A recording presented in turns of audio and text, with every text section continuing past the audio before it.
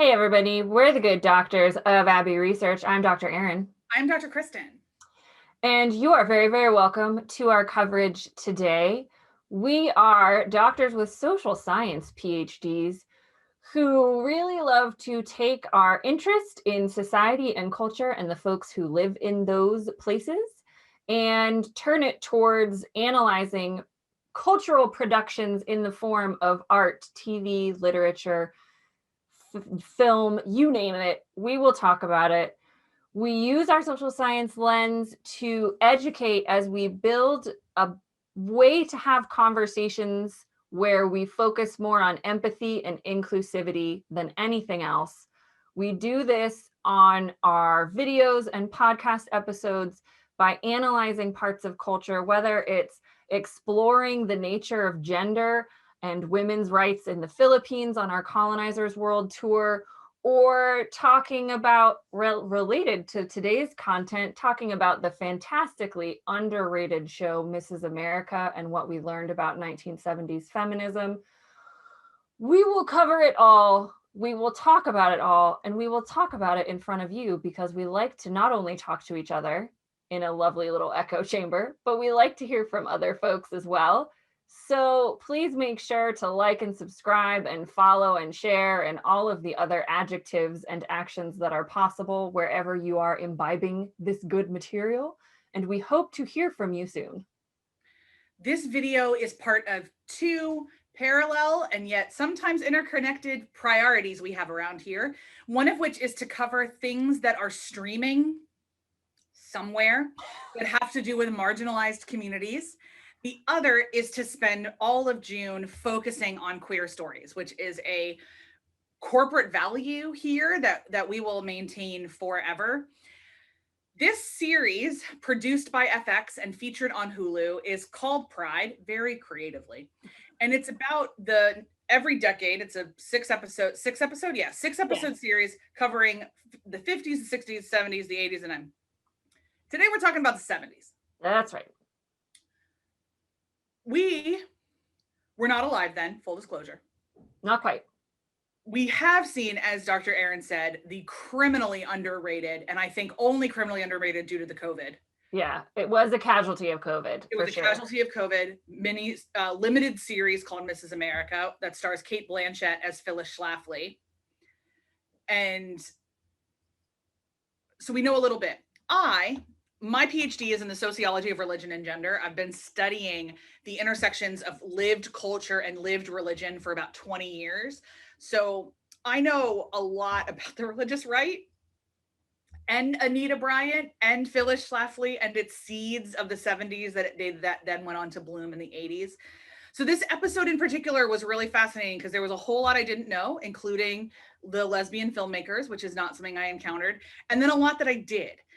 But told from different voices, different perspectives. And then I'm never upset when we focus on Audre Lorde because she is just one of my favorite thinkers. And I always appreciate more time spent with her. So Dr. Erin, of kind of what was covered, what would you like to talk about first? Yeah, so obviously I'm not the socio-religious expert. So I had not heard of Anita Bryant. So I'll be interested to hear kind of your take on the rise of the new right, which happened very much as we learn in this documentary and in Mrs. America, happened in reaction to the growing women's rights movement and women's movement in the 1970s. I knew absolutely nothing about lesbian filmmaking. So spending time with Barbara Hammer and Cheryl Doon was really cool and interesting, and talking about the importance of glorifying women's bodies, but without the male gaze, and sexualizing them, but without the male gaze. Glorifying without objectifying. Yeah, glorifying without objectifying was really interesting. Yeah. Probably a little bit too much for me, but still something I had no idea. And how it correlated with the pornography movement taking off at the same time as well on 42nd Street. I was like, wow. I knew nothing about that, but it makes a lot of sense. It makes so much sense. Yeah. As people, we became trained to study cultures and society. And as we take that lens to look back at historical periods, I think like you and I both see patterns and Oh things and go like, oh yeah, so totally. clear. I understand why that happened, and I I feel like we're understand. always that meme of Charlie from It's Always Sunny where there's like the murder board behind him and we're like, no, it makes sense. Yeah, we're like, look, if you draw these parallels. So all of that was really fascinating. I enjoyed. This show, we've often lauded it for being intersectional in its approach. And so it very much did so in this episode, and even exploring the origins of the idea of intersectionality, and that Black women and Black trans women were some of the first people to articulate that their experience as women was different because of their lesbianness, their transness, their Blackness, whatever. And we don't get the term intersectionality until the 80s, late 80s from Kimberly Crenshaw, but we get the concept evolving in this time period, which was really cool. As a student of studying intersectionality, that I enjoyed that. Betty Friedan being homophobic was not news to me. No, she was racist and homophobic. Yeah, she was racist and very homophobic, both things. as were a lot of people in the women's movement, which is always a good thing to point out. Especially if you didn't watch Mrs. America, watching this episode is really educational. Very true. And I was introduced to my new friend, Carla J, who's a hilarious and super baller activist that was involved at this time. So those were the things that I found really, really interesting. Obviously, any time spent with Audre Lorde is time well spent. And the more we study history, when we study history, we study it in such a linear way that we don't often look at the overlapping movements. Yeah. And so, studying Northern Ireland for me was such a great way to learn how the civil rights movement in America impacted the civil rights movement in Northern Ireland. We already talked about how the civil rights movement impacted like the LGBTQ movement in the States. But then in this episode, I loved that they brought in the Black arts movement. As an art historian, I knew nothing about, unsurprisingly, and the Black Power movement, and how those more radical elements appealed to the more radical leftist parts of these movements. So those were the big takeaways I had. That was a long answer because I kind of got my own ball rolling. But I think those were the things that really interested me. A lot of the other stuff I knew, especially about the women's movement and its lack of intersectional awareness, and its exclusion of non-gender conforming, non-white women in the process. So, yeah, and then there's the Schlafly and the Anita.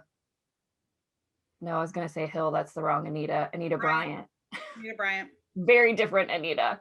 What would you talked about what you already knew, but what was your big takeaway from this episode? Oh, I mean, my takeaway was everything around lesbian filmmaking, because that was definitely not something I knew anything about, to be honest. I don't love art house cinema, full stop. So this isn't like I haven't sought out specifically lesbian movements because I don't like watching it. I really just don't like experimental or art house cinema. I just don't. No, it's and not. I can tell from watching those clips, like those movies are not going to be for me. That's cool. I love knowing that it existed. I love knowing about these stories. I love any time we talk to people who are partners of influential people. It's like one of my tiny little kinks is like when people ask me who I want to meet, like I want to meet Lin-Manuel Miranda's wife. I don't really like, he is fascinating, but I want to talk to his wife. Yeah. I want to know like what is life actually like with this kind of this existence that you're forced into by his particular choices. And so I felt we got to talk to a couple different partners over the last 3 episodes. And I appreciated those insights quite a bit. I really liked that. I'll just say, the way that the history of evangelicalism in the United States is deserving of its own 12-part miniseries. And I really wish somebody would do it because I'm slightly frustrated by all of these other ones that like touch on it, but don't do it enough. Yeah. Like they don't.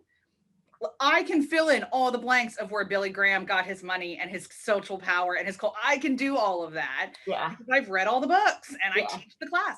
But it frustrates me. There's a really, really, really clear line in the history of evangelicalism from the social justice gospel movement in the 20s. The social justice gospel movement in the 10s to then the World War I, and then the backlash against the flapper movement and prohibition, to World War II, to then the codification of what it meant to be an American, meant being a Protestant, a white Protestant in the 50s. There's a really strong line there.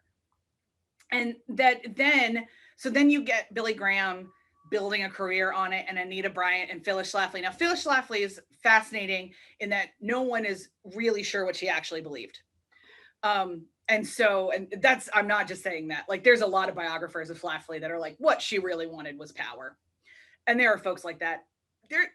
There are people I've read and talked to, like Anita Bryant was pretty much a true believer. And she really, really, really thought these things. So part of that through line is a deep belief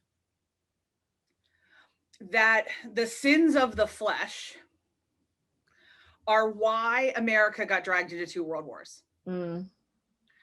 And that Europe and its very, very liberal self is why it got destroyed the way it did. Because for this narrative, you need to have God very active in God's opinions of humans. So like, God was pissed that Europe was full of gay people and then let Hitler rise to power. Not my theology, not the theology of a lot of people, but this very much socially explains why a lot of people in the 50s and 60s and 70s were super, super willing to buy an argument, because the seeds had been being laid for a really long time.